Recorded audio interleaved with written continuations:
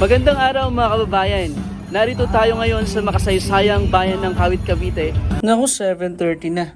23 minutes pa itong nakasalang. A-attend kasi ako ngayon ng celebration ng Independence Day sa Aguinaldo Shrine sa Kawit, Cavite. Ang aga ko nagising kanina, 5 a.m. Kaso naglaba muna ako. Inuna ko to. Yung mga white t-shirt ko na yan. Sana may abutan pa akong activity mamaya. Paalis pa lang ako dito sa lugar namin, sa Imus, Cavite. SM Center, Imus pa lang ako.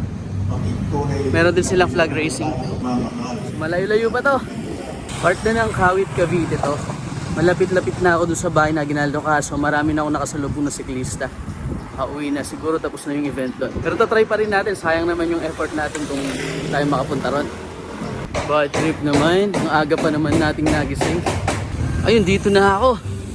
Pauwi pa lang itong mga siklista na to. Ang dami nila. Sino kayang guest nila?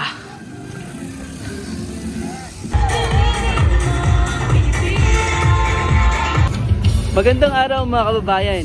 Narito tayo ngayon sa makasaysayang bayan ng Kawit, Cavite upang makiisa sa pagdiriwang ng ika-128 anibersaryo ng Araw ng ating Kalayaan. Dito, mismo sa bahay ni General Emilio Aguinaldo, ipinahayag ang ating kalayaan noong ika-12 ng Hunyo 1898. Makikita natin ang napakagandang harapan ng Aguinaldo Shrine.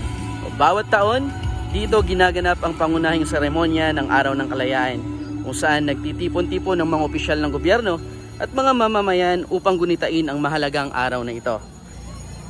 Grabe, ramdam na ramdam dito ang diwang makabayan dahil saan ka man tumingin, watawat ng Pilipinas ang makikita mo. Sa unahan ay makikita natin ang sikat na balkonahe ng bahay ni General Emilio Aguinaldo.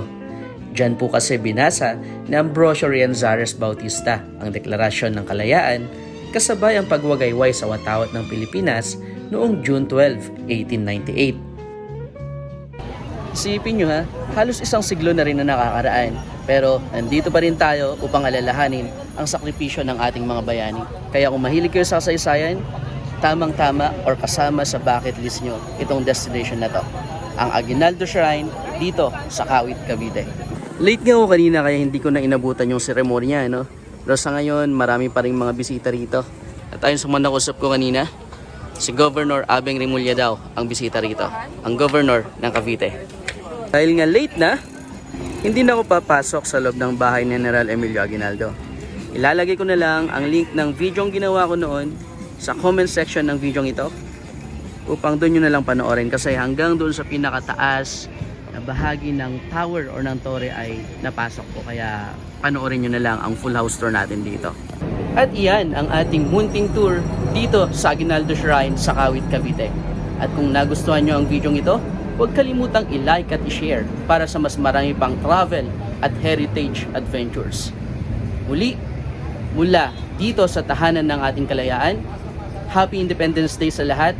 Mabuhay ang Pilipinas!